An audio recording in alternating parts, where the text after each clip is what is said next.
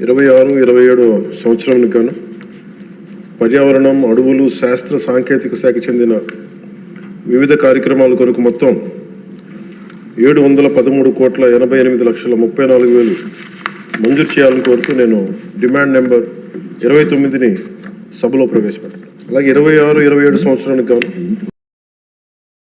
15,485,91,88,000 రూపాయలు మొత్తం మంజూరు చేయవలసిందిగా ప్రభుత్వాన్ని కోరుతూ పంచాయతీ రాజ్ శాఖ బడ్జెట్ డిమాండ్ నెంబర్ 31ని ప్రవేశపెడుతున్నాం.